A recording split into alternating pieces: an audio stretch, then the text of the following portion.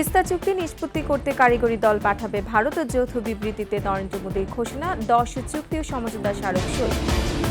বরগুনায় সেতু ভেঙে বরযাত্রীবাহী মাইক্রোবাস খালে 9 জন নিহত, আহত 6। এবং সিলেট অঞ্চলে বন্যা পরিস্থিতির উন্নতি, এখন আশ্রয় কেন্দ্রে মানুষ, কমছে উত্তরাঞ্চলের নদ নদীর পানি।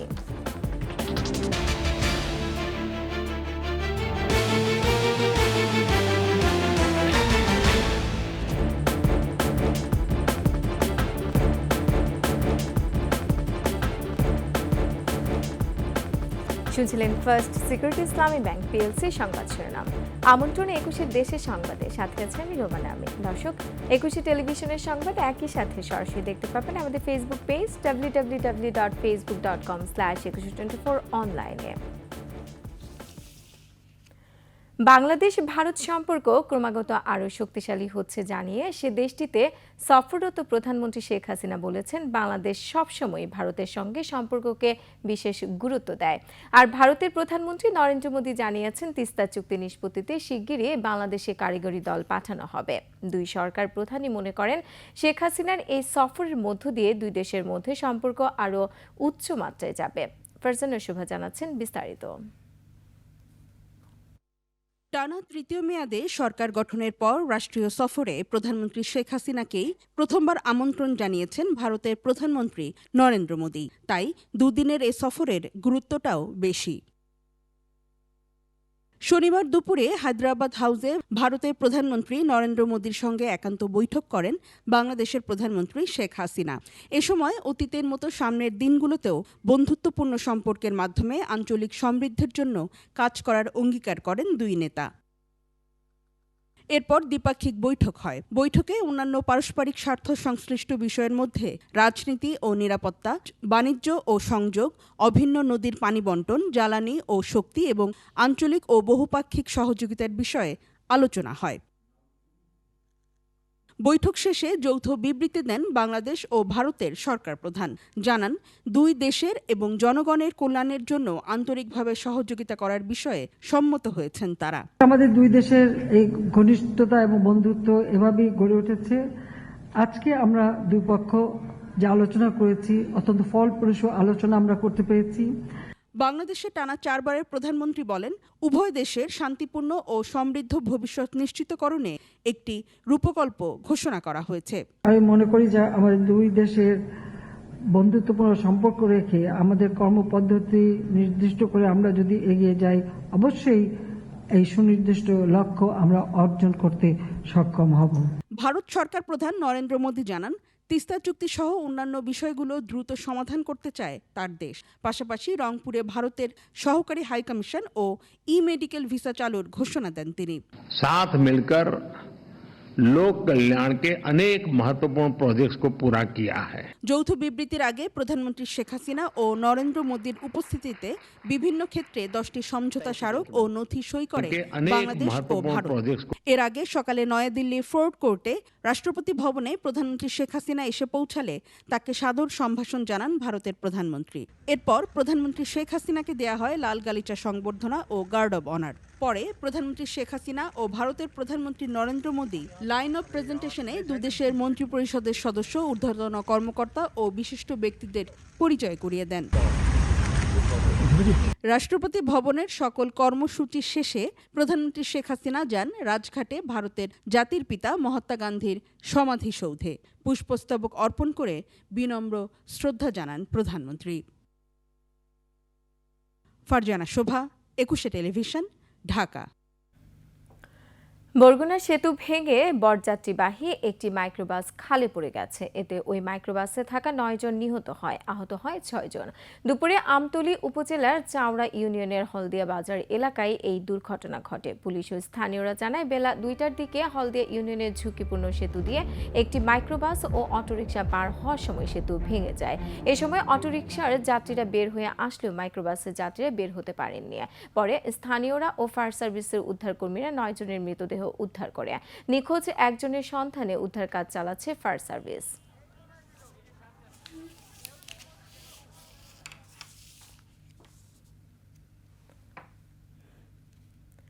5 দিন ধরে বন্যার পানিতে ডুবে আছে সিলেট নগরের পরিস্থিতি উন্নতি হলেও কুশিয়ারা অববাহিকার 6 উপজেলায় বন্যা পরিস্থিতির অবনতি হচ্ছে। নতুন নতুন এলাকা প্লাবিত হওয়ার খবর পাওয়া গেছে। সুনামগঞ্জে সবকটি নদ নদীর পানি কমতে শুরু করেছে, তবে এখনও আশ্রয় কেন্দ্রে বানভাসীরা। উত্তরাঞ্চলের সবকটি নদীর পানি কমলেও নিম্নাঞ্চল প্লাবিত হয়েছে। প্রতিনিধিদের সহায়তায় রত্না জামানের রিপোর্ট। বৃষ্টিপাত কম হয় সিলেটের সীমান্তবর্তী কানাইঘাট, গোয়াইনঘাট, কোম্পানীগঞ্জ উপজেলা ছাড়াও নগরীর বন্যা পরিস্থিতির উন্নতি হচ্ছে। পানি নামছে ধীরে। 710টি আশ্রয়কেন্দ্রে এখনও অবস্থান করছে 30,000 মানুষ। নগরীর উপশহর সহ কয়েকটি এলাকা এখনও পানিতে নিমজ্জিত। গোসল করা, বাথরুম করা, তারপরে রান্না বান্না করা, সব দিকেই তো অসুবিধা। প্রশাসনের পক্ষ থেকে ত্রাণ বিতরণ কার্যক্রম জোরদার করা হয়েছে। আমরা বিশুদ্ধ পানি এবং পানি বিশুদ্ধকরণের ট্যাবলেট আমরা সরবরাহ করছি। এর পাশাপাশি বিভিন্ন ধরনের খাবার, এর মধ্যে রয়েছে শুকনো খাবার, রয়েছে রান্না করা খাবার, এগুলো আমরা সরবরাহ করছি। এদিকে সিলেটের নদ নদীর পানি কমলেও সুরমা ও কুশিয়ারা নদীর পানি 6টি পয়েন্টে বিপদসীমার উপরে রয়েছে। পানি উন্নয়ন বোর্ডের কর্মকর্তারা জানিয়েছেন, উজানের পানি নিম্নাঞ্চলে চলে যাওয়ায় কয়েকটি উপজেলার পরিস্থিতি অবনতি হচ্ছে। সুনামগঞ্জে সবকটি নদ নদীর পানি কিছুটা কমলেও এখনও প্লাবিত নিম্নাঞ্চল। দুর্ভোগে রয়েছে সুনামগঞ্জের প্রায় 6 লক্ষাধিক মানুষ।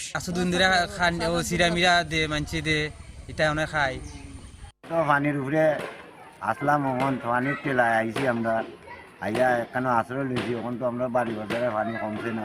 24 ঘন্টায় বৃষ্টিপাত না হলে সুরমার পানি বিপদসীমার নিচে নামবে। মৌলভীবাজারেও বন্যা পরিস্থিতির কিছুটা উন্নতি হয়েছে। জেলার সব নদ নদীর পানিই কমেছে, তবে হাকালুকি হাওরের পানি বেড়ে যাওয়ায় জুড়ি ও বড়লেখা উপজেলার বেশ কিছু এলাকা প্লাবিত রয়েছে। লালমনিরহাটের আদিতমারি উপজেলায় কয়েকশো পরিবার এখনও পানিবন্দী। নেত্রকোনায় 3 উপজেলার নিম্নাঞ্চল প্লাবিত রয়েছে, তবে জেলার প্রধান নদ নদী কংস, সোমেশ্বরী, ধনু ও মগনা নদীর পানি কমতে শুরু করেছে। রত্না জামান, 21 টেলিভিশন।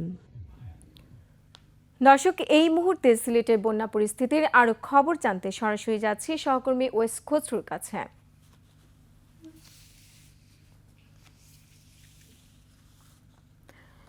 ওয়েস, 5 দিন ধরে তো সিলেট নগরী ডুবে আছে, তো দুর্গতরা কি ত্রাণ সহায়তা পাচ্ছে? আপনার কাছে কি কি তথ্য আছে আমাদের জানান।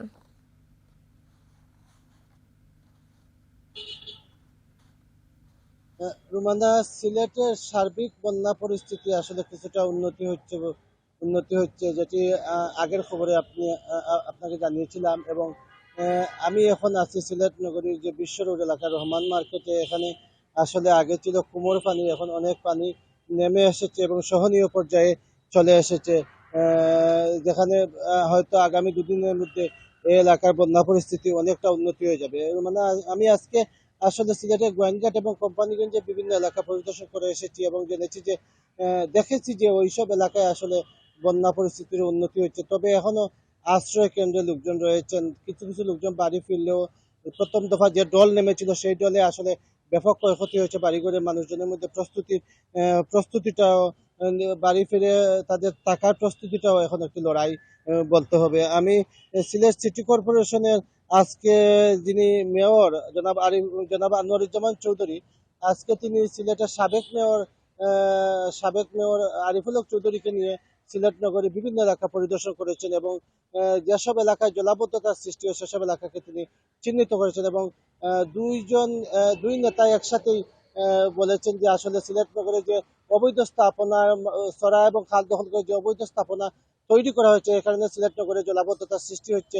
এবং সিলেট বাঁচাও, নগর বাঁচাও এই স্লোগানকে সামনে রেখে আসলে আগামী দিনে তারা একটি কার্যক্রম শুরু করতে চান এবং এই কার্যক্রমের মাধ্যমে সিলেট নগরী জলাবদ্ধতা দূর হবে বলে তারা আশা প্রকাশ করেছেন। তো সিলেটের সার্বিক বন্যা পরিস্থিতি, সুরমা অববাহিকার বন্যা পরিস্থিতি বেশ উন্নতি হচ্ছে এবং কুশিয়ারা অববাহিকায় উন্নতি হচ্ছে। নদীর পানি বলতে সিলেটের সুরমা নদীর পানি এখন বিপদসীমার নিচে নেমে এসেছে, কানাইঘাটে এখনো উপরে রয়েছে। পাশাপাশি কুশিয়ারার অমলশীদ, শেওলা এবং ফেন্সুগঞ্জ, শেরপুর পয়েন্টে আসলে কুশিয়ারা নদীর পানি এখনো বিপদসীমার উপরে রয়েছে। তবে প্রশাসনের পক্ষ থেকে আমাদেরকে জানানো হয়েছে যে আগে থেকে আসলে যারা আশ্রয় কেন্দ্রে রয়েছে 720টি আশ্রয় কেন্দ্রে প্রায় 25,000-এর বেশি বন্যার্থ মানুষ রয়েছে। সেসব আশ্রয় কেন্দ্রে রান্না করা খাবার দেওয়া হচ্ছে, তাদেরকে ত্রাণ দেওয়া হচ্ছে।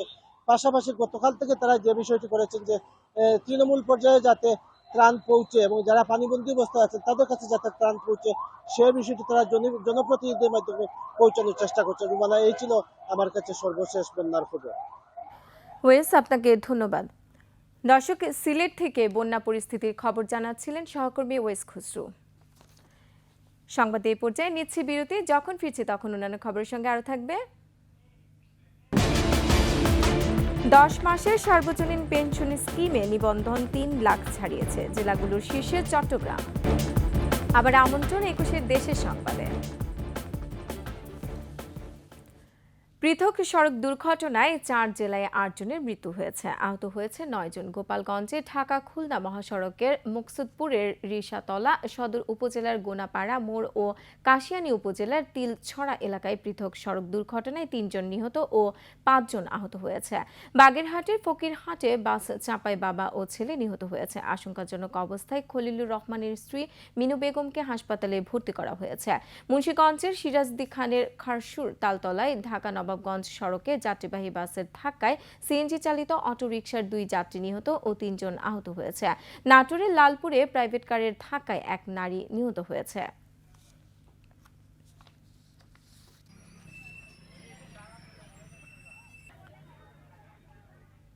রাজবাড়ীর দৌলতদিয়া পাচুরিয়া নৌ রুটের ফেরি ও লঞ্চে কর্মজীবী ও গার্মেন্টস কর্মীদের চাপ বেড়েছে। সকাল থেকে দৌলতদিয়া পাচুরিয়ায় ফেরি ও লঞ্চগুলোতে গার্মেন্টস কর্মীদের চাপ দেখা যায়। উপচে পড়া ভিড় ছিল লঞ্চ ও ফেরিতেও। তারা জানায়, ঈদের ছুটির পর আজ থেকে অধিকাংশ পোশাক কারখানা খুলেছে। যানবাহনে বেশি ভাড়া নেওয়াও অভিযোগ করেছেন তারা। ঈদ উপলক্ষে টানা 8 দিন বন্ধের পর দিনাজপুরের হিলি স্থলবন্দর দিয়ে আমদানি রফতানি কার্যক্রম শুরু হয়েছে। সকাল 11:30টায় ভারত থেকে পণ্যবাহী ট্রাকে দেশে প্রবেশের মধ্য দিয়ে বন্দর দিয়ে আমদানি রফতানি বাণিজ্য শুরু হয়। বন্দরের ভেতরে ট্রাক থেকে পণ্য খালাস সহ সব কার্যক্রম চলছে। এতে করে বন্দর এলাকায় কর্মচাঞ্চল্যতা ফিরতে শুরু করেছে।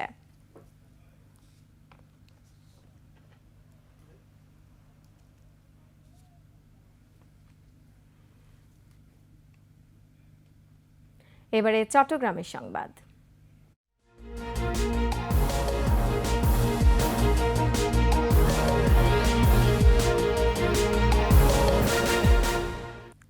কার্যক্রম শুরুর 10 মাসের মাথায় সার্বজনীন পেনশন স্কিমে নিবন্ধন সংখ্যা 3 লাখ ছাড়িয়েছে। এর মধ্যে 57,000 মানুষকে সম্পৃক্ত করে জেলাগতভাবে প্রথম স্থান অধিকার করেছে চট্টগ্রাম।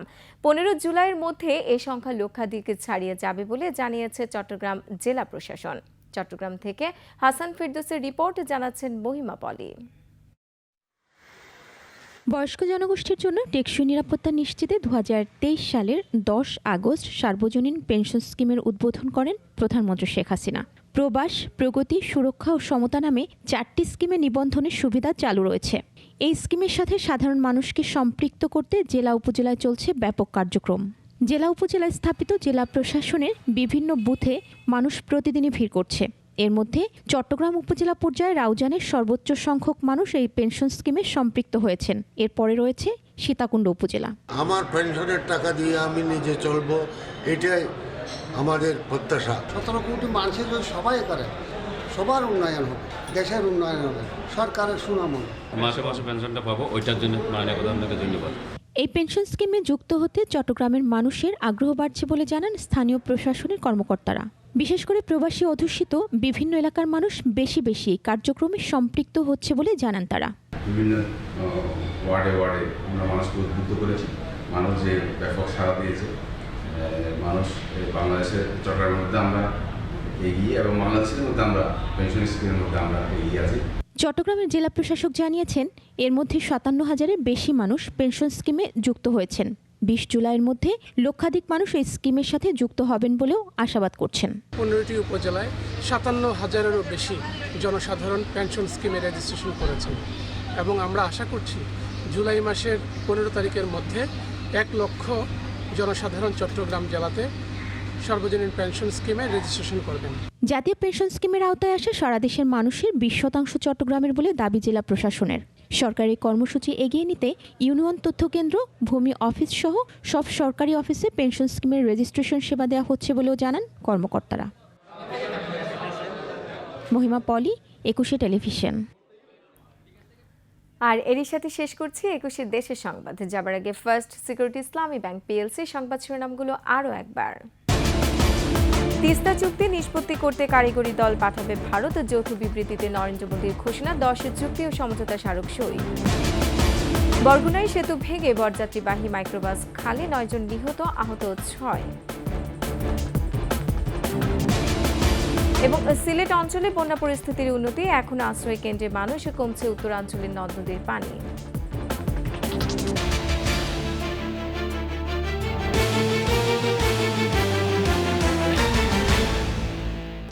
দর্শক, সর্বশেষ সংবাদ জানতে ডায়াল করুন 2021 নম্বর আর ভিজিট করুন 21-tv.com এই ওয়েবসাইটে। এছাড়া ফেসবুকে ভিজিট করতে পারেন facebook.com/2124 অনলাইনে। এতক্ষণ সাথে থাকার জন্য ধন্যবাদ। পরবর্তী সংবাদ সন্ধ্যা 7টায় দেখার আমন্ত্রণ রইল। 21-এর সাথেই থাকুন।